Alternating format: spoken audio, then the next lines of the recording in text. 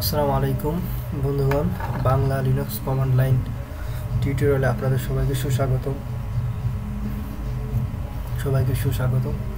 যাই হোক, এই পর্বে আমরা যেটা শিখবো সেটা হচ্ছে যে কমান্ড লাইনটা আসলে কি।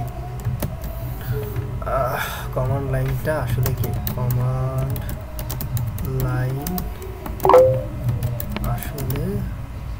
সরি এখানে বাংলা লেখা ভালোভাবে দেখাইতেছে না। যাই হোক, কমান্ড লাইনটা আসলে কি সেই জিনিসটা আমরা এখন দেখব। তো যাই হোক, কমান্ড লাইন হচ্ছে তেমন কিছুই না। কমান্ড লাইনের কয়েকটা ভাগ আছে। তার মধ্যে প্রথমত কমান্ড লাইনটা হচ্ছে আসলে একটা এক্সিকিউটেবল ফাইল বা একটা প্রোগ্রাম বলা যেতে। এক্সিকিউটেবল প্রোগ্রাম, একটা প্রোগ্রাম করা আছে, সেখান থেকে আমরা কমান্ড লাইনগুলো ব্যবহার করছি।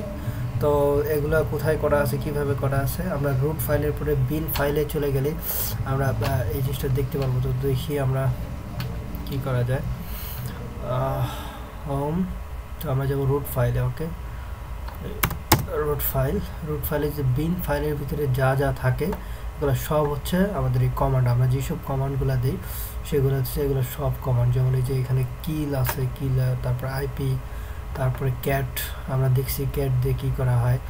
তারপরে আরও যত কমান্ড আমরা এই যে mkdir, এগুলো সব হচ্ছে এক্সিকিউটেবল একটা প্রোগ্রাম যাদের আমরা এক্সিকিউট করে থাকি। এবং এই কমান্ড লাইনের মধ্যে একটা প্রকার হচ্ছে, কয়েকটা প্রকার আছে। একটা বিল্ড ইন প্রকার থাকে, আরেকটা থাকে হইতেছে এক্সিকিউটেবল প্রোগ্রাম, এবং আরেকটা থাকে এলিয়াস প্রোগ্রাম।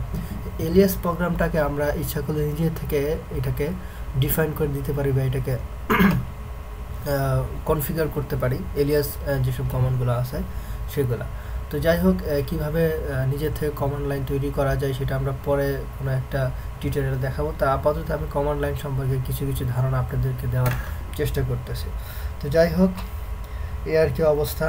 তো কোন কমান্ড লাইন কীরকম বা কোথায় আছে বা কোথা থেকে এই জিনিসটা এক্সিকিউট হয়েছে, এই জিনিসটা দেখার জন্য আমাদেরকে ছোটোখাটো কিছু একটা কাজ করতে হতে পারে। যেমন আমরা যদি টাইপ সিডি লিখি, তো এখানে লেখা আছে CD is a shell built in, মানে এটা একটা shell, built in shell. Okay, তারপরে দেখি টাইপ এলএস। তো এলএস হইতেছে, এটা হচ্ছে একটা এলিয়াস, মানে এটা ডিফাইন করা একটা জিনিস, এবং এটা কালার দেখায়, অটো কালার দেখায়। তো এই একটা অবস্থা। তো তারপরে আমরা বিল্ট ইন একটা জিনিস দেখি যে কি অবস্থা। এলএস mkdir, সরি এলএস না, তো টাইপ হবে type mkdir। mkdir is a hash, যেটা আছে কোন জায়গায়, বিন mkdir, বিন ফাইলের ভিতরে mkdir আছে এবং সেখান থেকে এটা এক্সিকিউট হয়। তো আমরা আশা করি বুঝতে পারছি, মানে সাধারণ একটা ধারণা দেওয়ার চেষ্টা করতেছি আসলে কমান্ড জিনিসটা কি।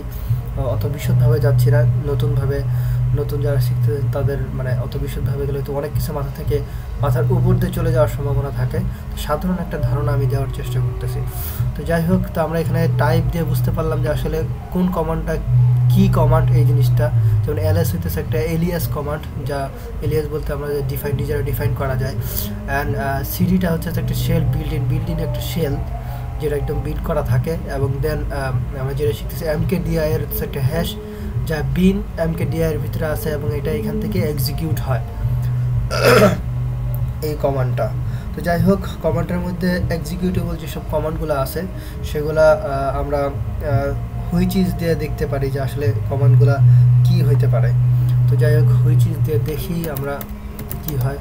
হুইচ ইজ দিয়ে শুধুমাত্র এক্সিকিউটেবল কমান্ডগুলাই দেখাবে, এটা এলিয়াস বা বিল্ট ইন কমান্ড দেখাবে না। যদি আমরা বিল্ট ইন কমান্ড দেই তাহলে হয়তো বা কিছু এরর দেখাবে অথবা কিছুই দেখাবে না, এমন একটা অবস্থা। তো যাই হোক, এক্সিকিউটেবল প্রোগ্রাম আমরা কোনটা এলএস দেখেছিলাম, তো হুইচ ইজ এলএস দিলাম। তো হুইচ ইজ এলএস হচ্ছে বিনের ভিতরে এলএস যেটা আছে সেই এলএসটা মানে সেখান থেকে একটা এক্সিকিউট হয়। তো হুইচ ইজ বলতে এই জিনিসটা বোঝায়। তো আমরা হোয়াট ইজ দিয়ে দেখি, হোয়াট ইজ এলএস তার জিনিসটা কি। এলএস আমরা লিস্ট দেখি, এই জিনিসটা কি, লিস্ট ডিরেক্টরি কন্টেন্ট। তো হোয়াট ইজ দিয়ে আমরা বুঝতে পারি যে আসলে কিছু কমান্ডের ক্ষেত্রে হোয়াট ইজটা মানে ব্যবহার হয়, তো যাতে আমরা বুঝি যে কমান্ডগুলো আসলে জিনিসটা কি। তো হোয়াট ইজ সিডি যদি তাহলে কী হয় দেখি। হোয়াট ইজ সিডি, এটা হচ্ছে প্যাকেজ ওপেন, যে জেডিকে থেকে আসছে, মানে অনেক কিছু আসতেছে। তো আমরা হোয়াট সিডি লিখছি না, what is CD, nothing appropriate. So what is the সিডির জন্য কাজ করে না। তো হোয়াট দিলে তো আমরা বুঝতে পারছি যে আসলে সিডিটা কী জিনিস, এই ব্যাপারগুলো তো আমরা এখানে দেখতে পারতেছি। যাই হোক, আমরা কিছু কিছু ক্ষেত্রে হেল্প জিনিসটাও ব্যবহার হয় এবং হেল্প জিনিসটাও কাজ করে এক্সিকিউটেবল ফাইলের ক্ষেত্রে। তো দেখা যাক হেল্প জিনিসটা আমরা একটু সিডির ক্ষেত্রে হেল্প জিনিসটা ইউজ করে দেখি, হেল্প সিডি। তো তাতে এখানে অনেক কিছুই দেখাইতেছে।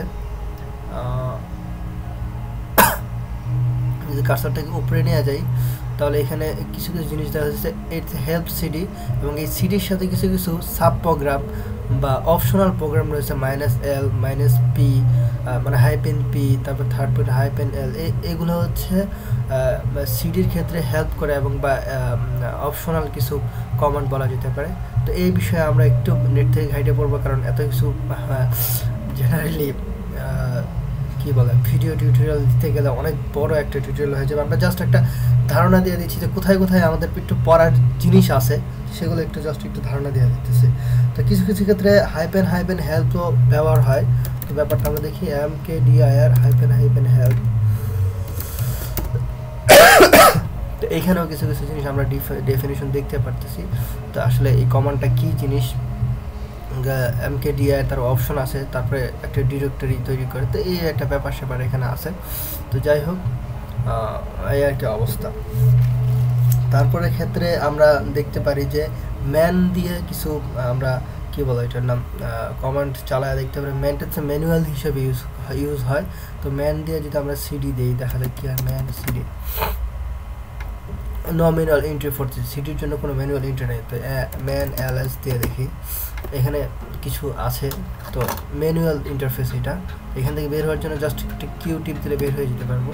তো আশা করি ব্যাপারটা বুঝতে পারছি। যাই হোক, আমরা এ পর্যায়ে কিছু কমান্ড লাইন, আসলে জিনিসটা কি, কমান্ড লাইন হচ্ছে একটা এক্সিকিউটেবল প্রোগ্রাম, জাস্ট প্রোগ্রাম করা, সেখান থেকে আমরা কমান্ড লাইন তৈরি করতে পারি। তো কমান্ড লাইন অনেকগুলো প্রকার হয়, তার মধ্যে একটা executable program, shell program, built in and alias program. Alias প্রোগ্রামটা হচ্ছে এমন একটা প্রোগ্রাম যা আমরা মানে নিজেরা ডিফাইন করে দিতে পারি, এমন একটা বিষয়।